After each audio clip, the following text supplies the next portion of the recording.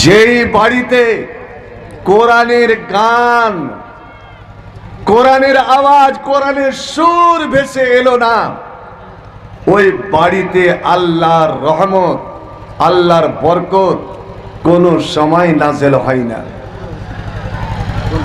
আজ এত ছুটাছুটি করেন কেন এনআরসির কাগজ জমা করার জন্য? জেনে রাখতে হবে এটা আল্লাহর মার। মুসলিমে তুমি কোরআন হাদিস পড়তে পারো না, মুসলিমে তুমি নামাজ রোজার ধাত ধারো না, মুসলিমে তুমি মুসলিমে শুধু মুসলিম আছো নামে, মুসলিমে তুমি মুসলিম শুধু মুসলিমে আছো নামে, মুসলিমে তুমি কবে যে হবে প্রতিটি কাজে কামে রে, প্রতিটি কাজে কামে। মুসলিমে তুমি আজান শুনে মসজিদে যাও না, মুসলিমে তুমি আজান শুনে মসজিদে যাও না, মুসলিম তুমি নামাজ পড়ার সময় তো পাও না। আজ আমার বাড়িতে বাড়িতে মসজিদ, পাড়ায় পাড়ায় মসজিদ। এমন একটা সময় ছিল মসজিদে কোনো মাইক ছিল না, গ্রামে শুধু একটাই মসজিদ, মানুষ বিনা মাইকে আজান দিত আর সবাই নামাজের জন্য ছুটে যেত।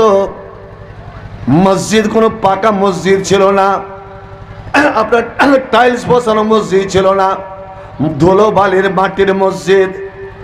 ওই মসজিদে মানুষ নামাজের জন্য ছুটে যে জামাত আকারে নামাজ হয়েছে। আজ আমার পাড়ায় পাড়ায় মসজিদ, পাড়ায় পাড়ায় মসজিদে মাইকে আজান হয়। এরে আলে হাদিস মুসলমান, এরে শেরশাবাদ মুসলমান, বলুন তো দেখি ওই মসজিদ আজান শুনে আমরা কয়জন আজানের জবাবটা দিই আর কয়জন আজানের ডাক শুনে আমরা মসজিদে হাজিরা দিই? আপনি বলুন তো, মসজিদে যখন আজান হয় এ আজানটা কার ডাক? কে ডাকছে? আমার ভাই আজান দিচ্ছে, এটা আপনাদেরকে ও ডাকছে না আসলে কে ডাকছে? আপনারা জবাবটা দেন তো ভাই, আরে জবাবটা দেন না। এ ডাক হচ্ছে আল্লাহর, আর আল্লাহ আপনাকে ডাকবে। তাহলে আপনি ভালো হলেন না আপনার বাড়ির ওই মুরগাটা ভালো হলো? আপনি রাগ করিয়েন না যে আমরা মুরগার সঙ্গে তুলনা করলো। জি হ্যাঁ, নিশ্চয় আমরা শেরশাবাদ কম, আমরা মুরগা মুরগি পুষি। দেখবেন ভোর রাত যখন হয়ে আসবে, এখনো শুভে সাদেক হতে বাকি আছে। আমার গ্রামে এই জমিনের বুকে এখনো ফজরের টাইম হয়নি, তার কিছুক্ষণ আগে মুরগাতে বাঁক দেয়। শুনে নিশ্চয় শুনে হবেন। আমরা যারা কাজের মানুষ চটক তাড়াহুড়ো করে কাজে বের হতে যাই, যে মুরগা আজান দিয়ে দিল, ভোর হয়ে গেল। এ মুরগা আজান কেন দেয়? ভাই আমার, যেমন জমিনের ওপরে আছে কাবা, কাবা ঘর, ঠিক কাবার সামনে ওই রেখা ধরেই 7 আসমানের ওপরে আছে ফেরেশতাদের জন্য একটা কাবা ঘর, যেটাকে বলা হয় বাইতুল মামুর, মসজিদে মামুর। 24 ঘন্টা ফেরেশতারা ওই মসজিদ আবাদ করতেই আছে। বন্ধু আমার, আমি মাইকের আওয়াজ শুনতে পেলাম না, আমার মুয়াজ্জিনের আজান শুনতে পেলাম না, আমি ঘুমিয়ে রয়ে গেলাম। সূর্য উঠে গেল, আমি চোখে খুঁতা নিয়ে আর গুল করতে করতে অমুসলিমের মতন আমি বাইরে বের হয়ে গেলাম।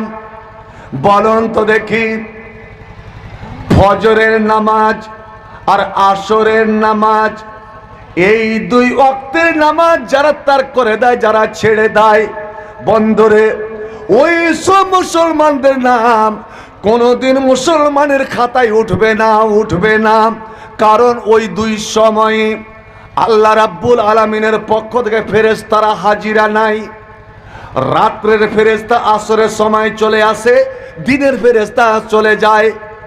আবার ফজরের টাইমে দিনের ফেরেশতা চলে আসেন, রাত্রের ফেরেশতা চলে যায়।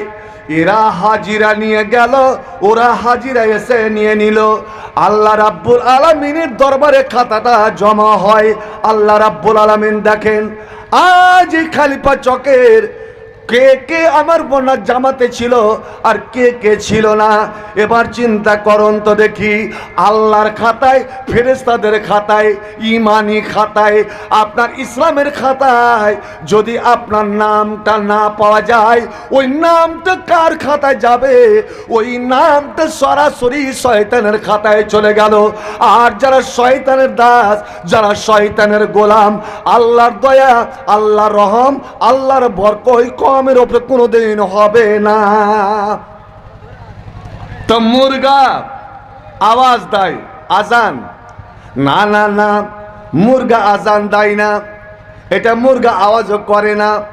বন্ধুরে, নবী আমার যেমন বলেছেন যে মুয়াজ্জিন যে মসজিদে আজান দেয়, এ আজানের কত নেকি, আজানের কত নেকি, লাউ তালামুনা মা ফিন নিদা। এরে মুমিন মুসলমানেরা, তোমরা যদি আজানের নেকিটা জেনে নিতে পার, আল্লাহ যদি তোমাদের জানিয়ে দিত আজানে এই নেকি আছে, তবে তোমরা সবাই, ছোট বড়, দাদু পোতা, বাপ বেটা, সবাই গিয়ে মসজিদে হুড়াহুড়ি মারামারি লাগিয়ে দিতে, আমি আজান দিব, আমি আজান দিব, আমি আজান দেব। শোনো, তো একটাই মানুষ আজান দিল, মুয়াজ্জিন আজান দিল, ওরে আজানের কত নাকি তুমি একটু শুনে রাখো। আমার এ ভয় ধরেলেন, আজান দিল, ওর আজান শুনে যদি 30টা মানুষ, 20টা মানুষ যদি নামাজ পড়তে আসে, ওই 20 জন নামাজ পড়ে যে নেকিটা পেল, আমার ভাই যে আজান দিয়েছে, ওরে আজান দিয়েছে একাই সে নেকিটা পেয়ে গেল। একবার জোরে বলা যাবে নাকি সুবহানাল্লাহ? 20 জনে যেই নেকি পেল নামাজ সালাত আদায় করে, আর ও যে ডাকলো ওই একাই তার খাতাতে। আপনি বলবেন মাওলানা, আমরা তবে কি পেলাম? আমরা মসজিদ বানালাম, আমরা তো পিল মারুম হয়ে গেলাম। না না না, আমার ইসলাম কত মেহেরবান মাযহাব, আল্লাহ কত বড় দয়ালু দাতা। আমার নবী বললেন, এরে মুমিন মুসলমানেরা, তোমরা যেখানেই থাকো, যেখানেই থাকো, তুমি দোকানে থাকো, তুমি জমিতে থাকো, বাড়িতে থাকো, যখন মুয়াজ্জিন আজান তুমি শুনবে, মুয়াজ্জিন যে কথাগুলো বলছে তুমি তার জবাবটা দাও, জবাব দাও। ঠিক মুয়াজ্জিন যে নেকি পাচ্ছে, তুমিও ওই নেকি পেতে আছো, তোমার খাতাতে জমা হতে আছে। এবার মুয়াজ্জিনের যখন আজান শেষ হয়ে গেল, এরে মুসলমান, তোমরা যারা বসে আছো, মসজিদে আছো, বাইরে আছো, বাড়িতে আছো, দোকানে আছো, আজান শেষে এই দোয়াটা পড়ে নাও, আল্লাহুম্মা রাব্বা হাজিদ দাওয়া। নবী বললেন, এই দোয়াটা যারা যারা পড়লো, কিয়ামতের দিন হাল্লাতুল শাফাতি, আমি আল্লাহর নবী, আমি এমনই একজন নেতা, আমি এমনই একজন লিডার। ওরে তোরকে অনেক, তোর জীবনে অনেক লিডার দেখেছি। ইলেকশনের সময়, ভোটের সময় কত লিডার আসে, কত লিডার চলে যায়, বড় বড় কথা বলে, हमको वोट दीजिए, अगर हम पास हो गए ना तो ये कर देंगे, वो कर देंगे, वो कर देंगे, और जब एमएलए बन जाएंगे तो पीछे बांस भर देंगे। বলে না ভাই, কয়টা কথা রাখে। কিন্তু নবী আমার বলছেন, তোরা দুনিয়াতে আজানের পরে এই দোয়াটা বলিস, আমি কিয়ামতের দিন তোদেরকে চিনে চিনে, তোদের নাম নিয়ে নিয়ে আল্লাহকে রাজি করে আমি তোরাকে জান্নাতে নিয়ে যাব। একবার জোরে বল আলহামদুলিল্লাহ। ভাই আমার শুনুন, সহিহ তারগীবের একটা হাদিস,